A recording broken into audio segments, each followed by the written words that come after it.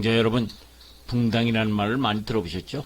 붕당에서 붕은 원래 못이라는 뜻이고 당이라는 말은 물이라는 뜻이죠. 붕은 본디 붕새라는 뜻이었었는데요. 이 새가 날면 다른 새들도 함께 덩달아 날아올라 어울린다고 해서 붕이라는 물이라는 뜻도 갖게 되었다고 하죠. 그렇습니다. 사람들도 마음에 맞는 사람끼리 끼리 즐겨 무리를 짓는 것을 종종 보게 되는데요. 보통은 곧 친구들로 생각할 수도 있죠. 그래서 붕은 법, 친구라는 뜻으로도 쓸 때가 있습니다.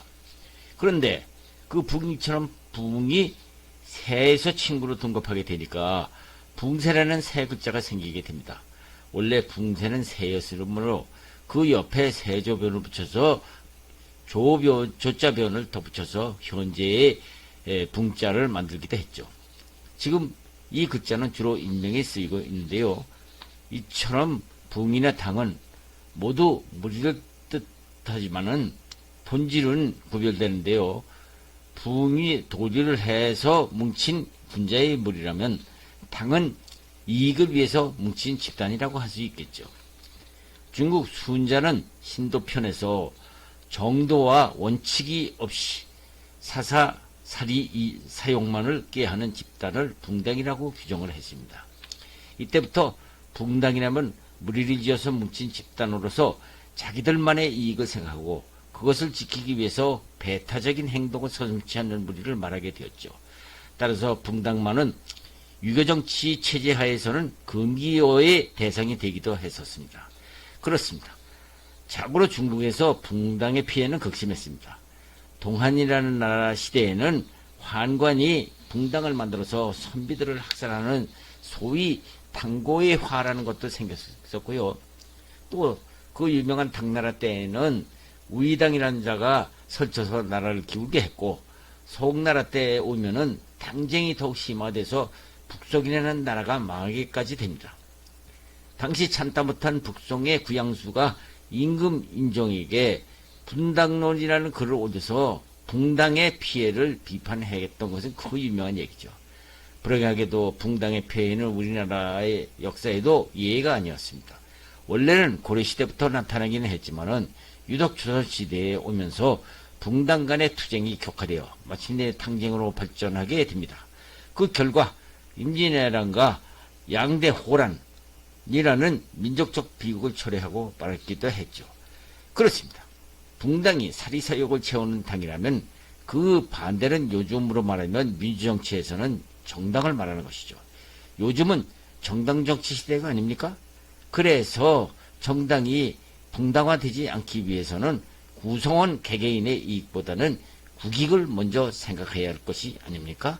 그런데 요즘 어떻습니까? 여러분도 뉴스를 보셔서 잘 아시겠지만 헌법상 예를 들면은 사리사욕을 피해서 중립을 지켜야 할 국회의장직을 놓고 여야를 아우리며 중립적 위치에서 국회를 운영하는 게 국회의장의 역할인데, 타수당에서 나오게 되어 있는 국회의장 제도를 이용해서 특정 정당의 입장과 특정 정당의 권리만을 위한 국회를 만들겠다는, 특정 정당의 사리사욕을 만들겠다는 헌법상 중립성을 훼손하는 비정상적인 발언들에 대해서 많은 국민들의 기대감보다는 왠지 불안과 걱정이 앞서지 않을 수 없다는 것이었죠.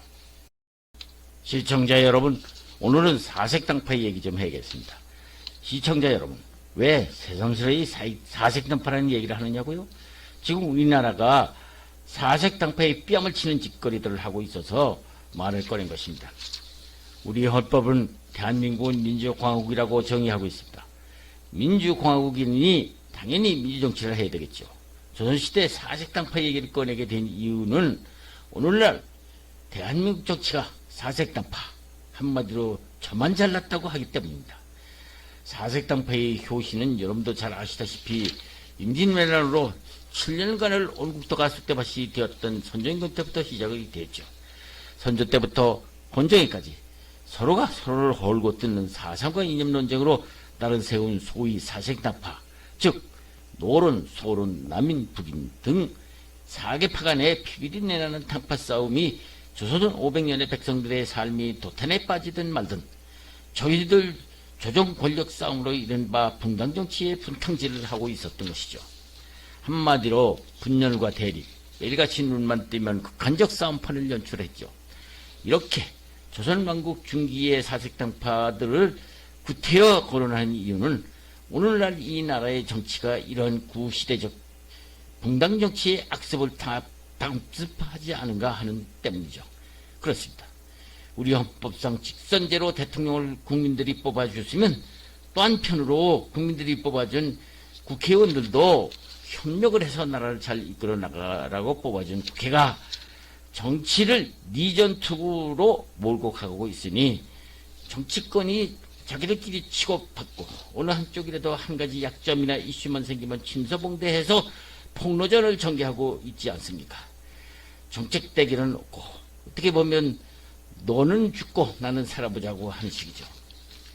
정책 대결을 쉬고 본래 볼 수 없다는 것은 상대가 무엇을 잘못했느니 불법이니 온 나라를 송두리째 흔들어 보자는 것이죠.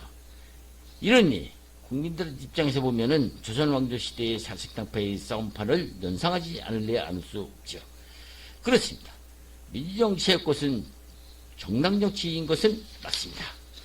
그러나 우리나라 현실과 같은 이런 정치가 정당정치라고 볼 수는 있겠습니까? 민주주의가 정당정치를 한다는 것은 대의 민주주의를 한다는 것과 같은 맥락이죠. 국회의원이든 대통령이든 민주정치에서는 국민들이 국민들의 권한을 위임시켜서 올바른 정치를 해달라고 국민들이 맡긴 것이죠. 국민을 팔거나 국민을 속여서 군림하라고 위임한 것이 아니죠. 그렇다면 국회의원이나 대통령은 국민들이 무엇을 원하는 것을 살펴서 서로 간 조금이라도 더 나은 정책 대결이 선행되어야 하지 않겠습니까? 그런데 지금 우리나라 정치 현실은 어떻습니까? 자기들은 무엇을 잘했는지 상대당의 비리나 불법 아니면 과거의 잘못을 들춰내거나 상대를 초토화시켜버리려는 분위기가 팽배되어 있지 않습니까? 나란 일을 잘해나가자는 것인지 아니면 상대의 약점을 조금이라도 더 찾아내서 폭로를 하고 엄연히 사정기관이 있는데도 특별하면서 특별검사 타령이나 하고 여기에다가 자기들끼리 싸우는 것은 좋은데 국민들까지 끌어들여서 갈등을 부추기려는 이 얄팍한 수작들을 하고 있지 않습니까? 그렇습니다. 정치권이 이성을 찾지 못하고 이념 갈등이나 부추기면 이 나라는 미래가 없는 것이죠. 그렇게 되면 그 피해자는 오로지 우리 국민들 뿐이라는 것을 정치권은 다시 한번 국민을 정신 차려 바라보라는 것이죠. 그렇습니다. 올바른 정치인들이라면 국민에게 누구보다도 당당하고 듬직한 모습을 보여주지 않겠습니까? 말끝마다 시정 잡배들이나 짓거려대는 말과 같은 비슷한 말로 국민들로부터 신뢰를 받을 수는 없는 것이죠. 지금 이 나라는 코로나 사태 피해로 자영업자들 경우 길거리에 나서지 않게 생겼다는 사람이 많습니다. 말로만 국민이고 말로만 국민 행복을 위한다면서 여당이나 야당이나 국민들이 좀 더 표를 던져주었다고 상대방과 치고받고 있으면서 우리들이 조금 더 표를 던져주었다고 국민들이 자기 당에만 공감해 준 것이라고 믿는 것은 큰 오산입니다. 말과 행동이 일치돼서 정부와 국회가 합심해서 무엇이든지 합리적인 해법과 대안을 찾아야 하겠죠. 국회든 대통령실이든 지금은 국민들의 생활고에 시달리는 아픔과 눈물을 씻어줘야 합니다. 빚을 내서 공짜로 이 나라에 돈으로 달라는 얘기가 아닙니다. 제발 망국 사색당파 정치 행각과 싸움판 정쟁을 당장 멈춰달라는 것입니다. 조선왕조 500년 사색당파가 바로 그랬기 때문이었죠. 반대를 위한 반대, 자기 주장만 주장하고 상대를 인정하지 않는 극단주의, 오로지 자기들의 주장만 옳다는 아집과 독선. 그렇지 않으면 중상모략과 술수가 난무하는 정치는 이제 멈춰야 되지 않겠습니까? 대통령이나 국회나 모두가 인자하고 덕망 있게 행동해서 사리서역을 탐내지 말고 오로지 국민을 위해서 처신을 다해야 합니다.